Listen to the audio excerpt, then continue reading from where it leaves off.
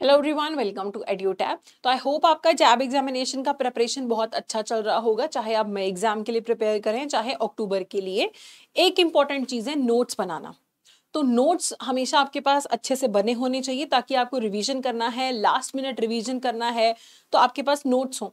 अगर आप सेंटर के बाहर, एग्जामिनेशन सेंटर के बाहर 1 घंटा पहले पहुंच गए तो आपके पास कुछ नोट्स होंगे जो आप उस टाइम पे पढ़ सकोगे, तो आपके वैल्यू ऐड करेगा। वो हो सकता है उसी पढ़े में से आपके एग्जाम में आपको 1-2 नंबरों का फायदा हो जाए।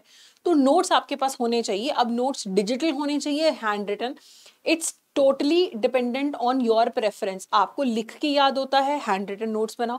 आपको कोई प्रॉब्लम नहीं है, डिजिटल की आपको आदत है, आपको लगता है कि ज़्यादा कन्वीनियंट है, मेरे फ़ोन में रह सकते हैं नोट्स, मेरे लैपटॉप में रह सकते हैं, तो आप उस तरीके से भी नोट्स बना सकते हैं। कुछ लोगों के पास एक बहुत बढ़िया तरीका होता है, ये आपने पढ़ा चैप्टर, उसके साइड पे स्टिकी नोट अटैच कर लिया, चैप्टर बुक में ही साइड पे स्टिकी नोट अटैच कर लिया, जो भी इंपॉर्टेंट इन्फॉर्मेशन है यहाँ पे लिख दिया आपने।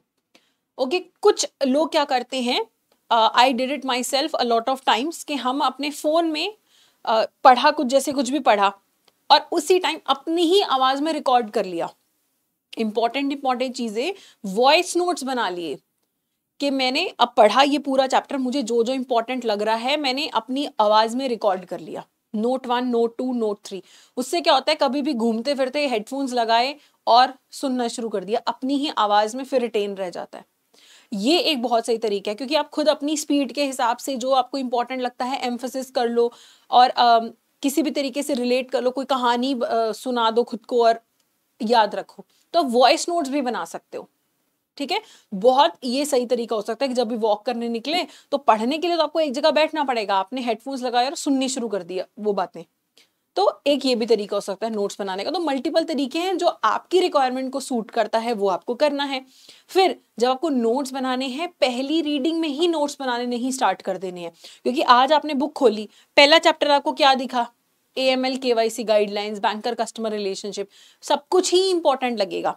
पहले कर्सरी रीडिंग दो, पेपर की रिक्वायरमेंट को समझो। तो अभी आपके सामने ये फाइल नजर आ रही है आपको नीचे, मोस्ट इंपॉर्टेंट MCQs की, इसे एक बार जरूर देख लेना, PYQ देख लेना, सिलेबस देख लेना। फिर आपको देखना है कि इंपॉर्टेंट क्या है।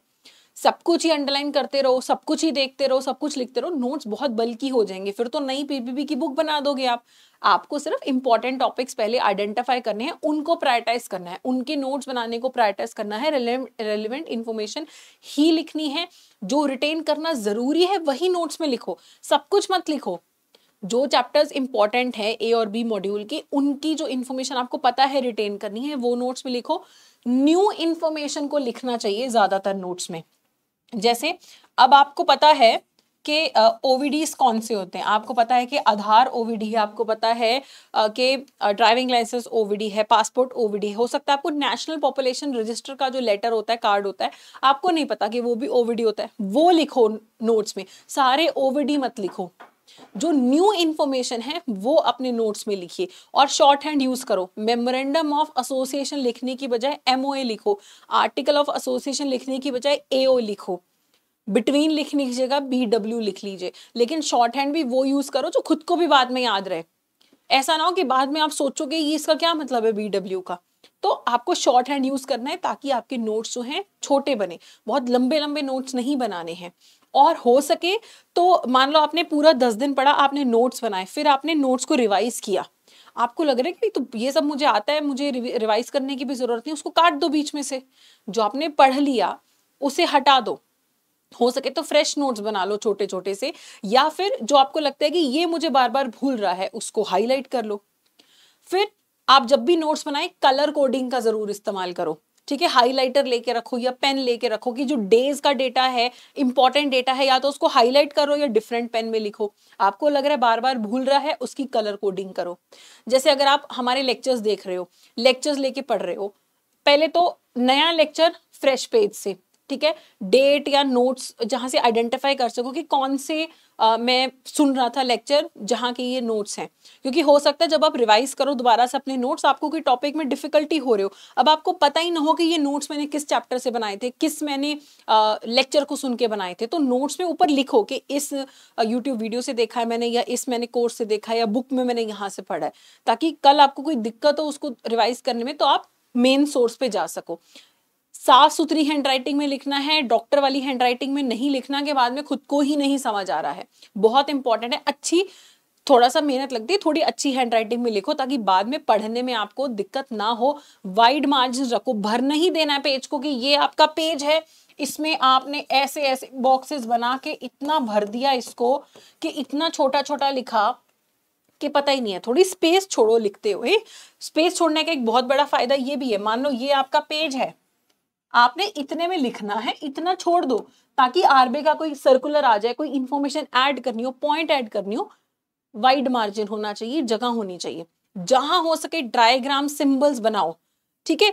हो सकता है कि आपको कोई प्रोसेस है तो आपने ऐसे प्रोसेस का नाम लिख के ऐसे बनाओ, उसको पार्ट्स में डिवाइड करो, ऐसे देखने में विजुअल्स होते हैं, आपको याद रहते हैं, ठीक है। तो डायग्राम्स का, सिंबल्स का, टेबल्स का इस्तेमाल करना है अपने नोट्स बनाने के लिए। उसके बाद अगर आपको लगता है कि आप ये सब नहीं कर पा रहे हैं, आपको हमारी हेल्प की ज़रूरत है, तो आप हमारा जो कोर्स है वो परचेज कर सकते हैं। अभी हमारा बैच 3 स्टार्ट हो रहा है, लाइव क्रैश कोर्स 1 और 2, तो ऑलमोस्ट 1 खत्म हो चुका है, 2 भी अभी खत्म होने वाला है। 3rd जो हमारा बैच है वो अभी स्टार्ट हो रहा है। लाइव 80 आप कोड यूज़ कर सकते हैं, 80% अभी आपको ऑफ मिल जाएगा। तो इस क्रैश कोर्स में ये नहीं कि सिर्फ वीडियोस क्लासेस होंगी, आपको लाइव क्लासेस मिलेंगी, आपको कॉन्सेप्ट नोट्स भी मिलेंगी, आपको टेस्ट सीरीज भी मिलेगी। अलग से टेस्ट सीरीज परचेज करने की जरूरत नहीं है, इसमें आपको टेस्ट सीरीज भी मिलेगी। ओके, तो आपको जो नोट्स हैं वो बनाने हैं खुद से। अगर आप प्रिपेयर कर रहे हैं खुद से तो आप ये सारी चीजें, आप फॉर्मूला सारे फॉलो करेंगे कि नोट्स बनाने हैं। ऐसे नोट्स बनाना एंड में सेंटर ले जा सको। आप अगर डिजिटल नोट्स बना रहे हैं उसमें सबसे बड़ा ये है कि एंटर करोगे तो आपसे सब कुछ ले लिया जाता है, चाहे आपके हैंड रिटन नोट्स हैं चाहे सब कुछ है, तो बाहर खड़े होके जो पढ़ने में कन्वीनियंट हो, छोटे छोटे नोट्स हो या आपके फोन वगैरह हो, आपके पास होना चाहिए कि एंड टाइम पे आप रिवीजन कर पाओ। हो सके तो उनको over the period of time अपने नोट्स को शॉर्टन करते जाओ, ठीक है। अगर आपको हमारी हेल्प चाहिए प्रिपरेशन में तो ये फिर मैंने आपको कोर्स के बारे में बता दिया, लिंक आपको डिस्क्रिप्शन में मिल जाएगा, सारी जानकारी। आप कॉल करके भी हमें पूछ सकते हैं, आप इस नंबर पे कॉल कर सकते हो, इस ईमेल आईडी पे आप हमें मेल करके पूछ सकते हो। इवन अगर आप एनरोल्ड स्टूडेंट नहीं भी हो तो भी आप हमें कॉल या मेल करके स्ट्रैटेजी के लिए हेल्प मांग सकते हैं। और आप कमेंट सेक्शन में कमेंट करके भी कोई आपको डाउट है तो आप पूछ सकते हैं, क्योंकि बहुत कम टाइम है। तो डोंट डिले, डोंट थिंक कि आखिरी के 4-5 दिन में कोई मैराथन लगा के कर लेंगे, नहीं, फिर चांसेस बहुत कम हो जाते हैं और पैनिक में रहते हो आप, ठीक है। तो अभी अगर आप पढ़ रहे हो इतने टाइम से और नोट्स नहीं बनाए अभी तक, तो अभी रिवीजन जैसे जैसे करते जाओगे, इंपॉर्टेंट पॉइंट्स जो है नोट्स में लिखते जाना, ठीक है। अगर आपको ये वीडियो अच्छी लगी है तो जरूर कमेंट करके बताइएगा, लाइक शेयर एंड सब्सक्राइब कीजिए। So that's it for today, thank you so much.